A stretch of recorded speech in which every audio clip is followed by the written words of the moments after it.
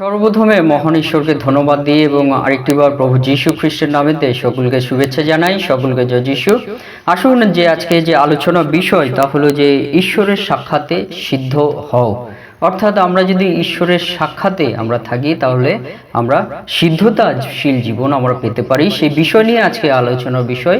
তাই যতজন এই মুহূর্তে ঈশ্বরের সন্তানেরা আপনারা শুনছেন, শুরু থেকে শেষ অবধি ঈশ্বরের বাক্য শোনার জন্য আপনাদেরকে অনুরোধ জানাই। আসুন এই সময়, এই সুন্দর সময় আমরা ঈশ্বরের বাক্য আমরা শুনি। আদি পুস্তক তার 17 অধ্যায় 1 পদ। অব্রাহামের 99 বৎসর বয়সে সদাপ্রভু তাহাকে দর্শন দিলেন ও কহিলেন, আমি সর্বশক্তিমান ঈশ্বর, তুমি আমার সাক্ষাতে গমনাগমন করিয়া সিদ্ধ হও। ঈশ্বর তার বাক্যে আমাদের প্রত্যেককে আশীর্বাদ যুক্ত করুন, আমেন। হে আমাদের স্বর্গের পিতা, আমাদের দয়াবান প্রভু, আরেকটিবার তোমাকে ধন্যবাদ দিই প্রভুগো।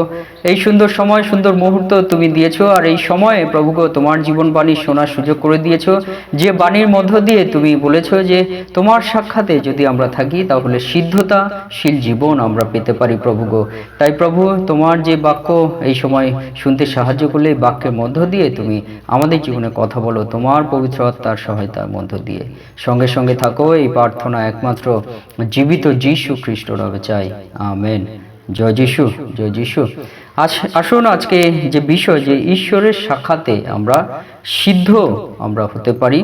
যেমন বলতে পারি যে আমাদের এই সিদ্ধতাশীল জীবন আমরা যদি ঈশ্বরের সাক্ষাতে, ঈশ্বরের উপস্থিতিতে যদি আমরা থাকি, তাহলে সেই ঈশ্বরের উপস্থিতিতে এবং ঈশ্বরের শক্তিতে ঈশ্বর তিনি আমাদেরকে সিদ্ধতা জীবন আমাদেরকে দান করেন, ব্লেমলেস লাইফ আমাদেরকে দান করেন ঈশ্বর। যদি আমরা ঈশ্বরের সাক্ষাতে, ঈশ্বরের উপস্থিতিতে এবং ঈশ্বরের শক্তির মধ্যে যদি আমরা থাকি, তিনি আমাদেরকে দান করেন। তাই সেই সিদ্ধতাশীল জীবন আমরা কিভাবে আমরা পেতে পারি, 5টি বিষয় নিয়ে আজকে আমরা আলোচনা করব। প্রথম যে বিষয় হলো যে ঈশ্বরের সঙ্গে চললে এই বিশ্বাসী জীবন আমাদের সিদ্ধ হয়। যদি আমরা ঈশ্বরের সঙ্গে আমরা চলি তাহলে আমাদের এই সিদ্ধতাশীল জীবন আমরা পেতে পারি। যেমন পিতা ঈশ্বর তিনি আমাদেরকে বলেন যে তিনি আমাদের দক্ষিণ হস্ত ধরে রাখেন। যখন আমরা পিতা ঈশ্বরের সঙ্গে যুক্ত থাকি, পিতা ঈশ্বর তিনি আমাদেরকে বলেন তার দক্ষিণ হস্ত দ্বারা তিনি আমাদেরকে ধরে রাখেন। অর্থাৎ আমরা যদি দেখি যে নোহ আদি পুস্তক তার 6 অধ্যায় 9 পদে আমরা দেখি যে নোহের বংশ বৃত্তান্ত।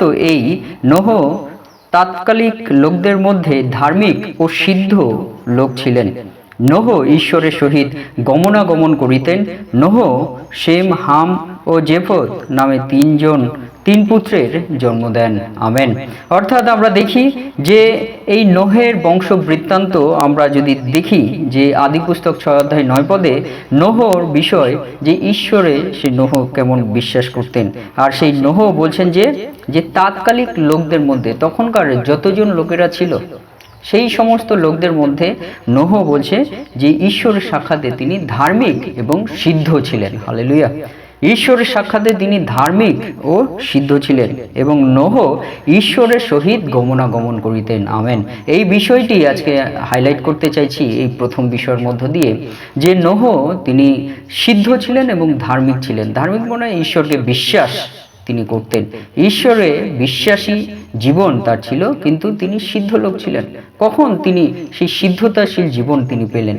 কারণ এখানে লেখা আছে নোহ ঈশ্বরের সহিত গমনাগমন করতেন, হালেলুয়া।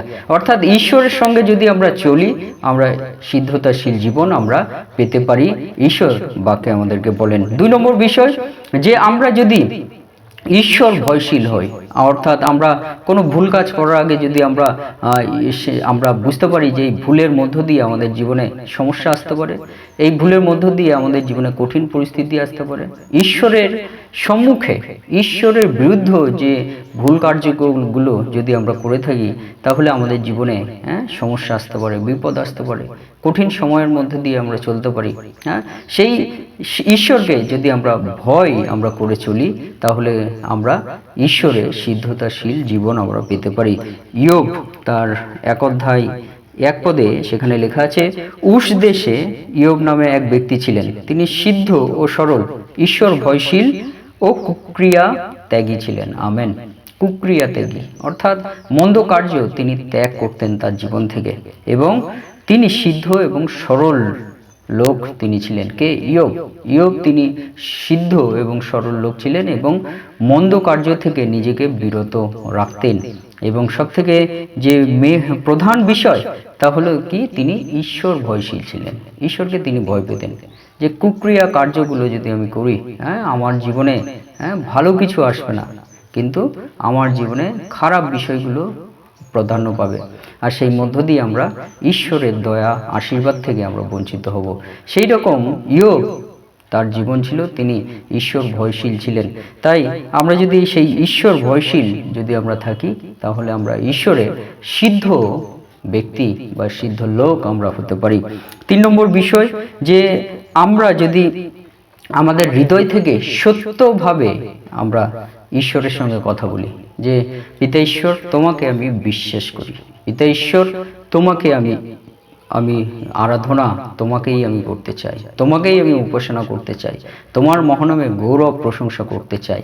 এইটা আমরা যদি আমাদের হৃদয় দিয়ে এই সত্য বিষয়টা আমরা পিতা ঈশ্বরকে আমরা বলতে পারি, সেটা মুখে বলার মধ্য দিয়ে নয়, কিন্তু মুখে বলার থেকেও আমরা যদি আমাদের জীবন দিয়ে, আমাদের হৃদয় দিয়ে যদি আমরা ঈশ্বরকে বলতে পারি যে পিতা ঈশ্বর, তোমাকেই একমাত্র আমি উপাসনা আরাধনা আমি করব, তোমাকেই একমাত্র আমি ঈশ্বর হিসেবে স্বীকার করি, আর সেই মধ্য দিয়ে যদি আমাদের হৃদয় দিয়ে আমরা স্বীকার করি পিতা ঈশ্বরকে, তাহলে পিতা ঈশ্বরে আমরা সিদ্ধতাশীল জীবন আমরা পেতে পারি। যদি আমরা দেখি গীত সংহিতা তার 15 অধ্যায় 1 এবং 2 পদ, সেখানে কি লেখা আছে, যে হে সদাপ্রভু, তোমার তাম্বুতে কে বাস করিবে, তোমার পবিত্র পর্বতে কে বসতি করিবে, যে ব্যক্তি সিদ্ধ আচরণ ও ধর্মকর্ম করে এবং হৃদয়ে সত্য কহে। Amen, hallelujah. অর্থাৎ আমরা যদি ঈশ্বরে সিদ্ধতাশীল জীবন আমরা পেতে চাই, তাহলে আমাদেরকে কি করতে হবে, যে আমরা সিদ্ধ আচরণ এবং ধর্ম করব, ঈশ্বরে আমরা যেন সত্য আমরা কথা বলি, যে ঈশ্বর, তুমি আমার জীবনেই সত্যভাবে তুমি আমার জীবনেই প্রাধান্য পেয়েছো। হালেলুয়া। সেই ঠিকভাবে আমরা ঈশ্বরের সিদ্ধতাশীল জীবন আমরা পেতে পারি। 4 নম্বর বিষয়, নিষ্কলঙ্ক সন্তান হওয়ার মধ্য দিয়ে আমরা ঈশ্বরের সিদ্ধতাশীল জীবন আমরা পেতে পারি। নিষ্কলঙ্ক যদি আমরা দেখি ফিলিপিও তার 2 অধ্যায় 15 পদে, সেখানে লেখা, যেন তোমরা অনিন্দ্রিয় ও অমায়িক হও, এই কালের সেই কুটিল ও বিপদগামী লোকদের মধ্যে ঈশ্বরের নিষ্কলঙ্ক সন্তান হও, যাহাদের মধ্যে তোমরা জগতে জ্যোতির্গণের নাম প্রকাশ পাইতেছ। Amen, hallelujah. অর্থাৎ আমাদের পিতা ঈশ্বর তিনি বলেন যে আমরা অনিন্দ্রিয় এবং অমায়িক যেন আমরা হই, কুটিল এবং বিপদগামী। আমরা মনে রাখি, যারা কুটিল এবং বিপদগামী,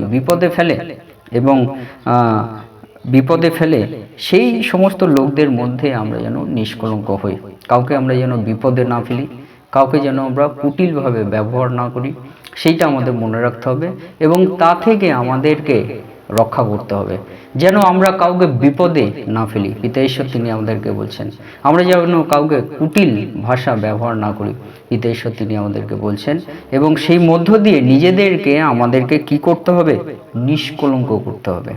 অর্থাৎ আমরা যেন সাহায্য করি, আমরা যেন অন্যকে আমরা সাহায্যের মধ্যে দিয়ে চলি, ভালো বিষয় চিন্তা করি, সেই মধ্য দিয়ে আমরা ঈশ্বরের নিষ্কলঙ্ক সন্তান আমরা হই, এবং সেই নিষ্কলঙ্ক সন্তান যখন আমরা হতে পারবো, তখন আমরা ঈশ্বরের সিদ্ধতাশীল সন্তান আমরা হওয়ার সুযোগ আমরা পেতে পারবো। Amen, hallelujah. কারণ আমরা সেই জ্যোতির্গণের নাম আমরা প্রকাশ করি। কোন জ্যোতির্গণের? যিনি সত্য ঈশ্বর। হালেলুয়া। তাই সেই বিষয়গুলো আমাদের মনে রেখে আমাদেরকে চলতে হবে, যে আমরা জ্যোতির্গণের নাম আমরা যেন আমাদের প্রকাশ আমরা করি, আমাদের সেই পিতা ঈশ্বরের নাম যেন আমরা প্রকাশ করি, এবং সেই মধ্য দিয়ে আমরা ঈশ্বরের সিদ্ধতাশীল জীবন আমরা পেতে পারি। এবং শেষে বলতে চাই যে আমাদের আত্মা, প্রাণ এবং দেহ অনিন্দ্রিয় রূপে আমরা যেন রক্ষিত আমরা করি, সেই মধ্য দিয়ে আমরা সিদ্ধতাশীল আমরা জীবন আমরা পাই ঈশ্বরে। যেমন প্রথম থিসলনিকীয় 5 অধ্যায় 23 পদে বলে, আর শান্তির ঈশ্বর আপনি তোমাদিগকে সর্বতোভাবে পবিত্র করুন এবং তোমাদের অবিকল আত্মা, প্রাণ ও দেহ আমাদের প্রভু যীশু খ্রিস্টের আগমনকালে অনিন্দ্য রূপে রক্ষিত হোক। Amen, hallelujah. ঈশ্বরের ধন্যবাদ হোক, ঈশ্বরের ধন্যবাদ হোক, তার গৌরব হোক। প্রভু তিনি আমাদেরকে বলেন যে আমাদের এই দেহটাকেও আমাদেরকে রক্ষা আমাদেরকে করতে হবে। এই দেহটাকে যেন আমরা ভুল পথে আমরা না নিয়ে যাই। আমাদের পিতা ঈশ্বর তিনি আমাদেরকে বলছেন আমাদের আত্মাকে আমরা যেন ভুল পথে আমরা না নিয়ে যাই, আমাদের প্রাণকে যেন ভুল পথে আমরা না নিয়ে যাই। আমাদের আত্মা, প্রাণ এবং দেহকে আমাদেরকে রক্ষা করতে হবে ঈশ্বরের থেকে, এবং সেই মধ্য দিয়ে যখন আমরা ঈশ্বরে থাকবো, প্রভু যীশু খ্রিস্টতে থাকবো, তখন কিন্তু আমরা আমাদের এই আত্মা, প্রাণ এবং দেহকে আমরা রক্ষা করতে পারবো, এবং সেই মধ্য দিয়ে আমরা ঈশ্বরে সিদ্ধতাশীল সন্তান হওয়ার আমরা সুযোগ আমরা পাবো। হালেলুয়া। সেইভাবে ঈশ্বরে সাক্ষাতে আমরা সিদ্ধতা যখন আমরা পাই, ঈশ্বর তিনি স্বর্গ হইতে আমাদেরকে তার দয়া, তার কার্য, তার আশীর্বাদ, তার গৌরব আমাদের মধ্য দিয়ে ঈশ্বর তিনি দান করেন। হালেলুয়া। আর সেই জন্য আজকে আপনাদেরকে বলতে চাই, আসুন আমরা ঈশ্বরে যদি সিদ্ধতাশীল আমরা হতে চাই, সেই প্রভু যিশুতে আমরা বিশ্বাস করি, তার চরণতলে আমাদের জীবনকে আমরা সমর্পিত করি। ঈশ্বরের বাক্যে আমাদের প্রত্যেককে আশীর্বাদ যুক্ত করুন। আমেন। জয় যিশু, জয় যিশু, জয় যিশু।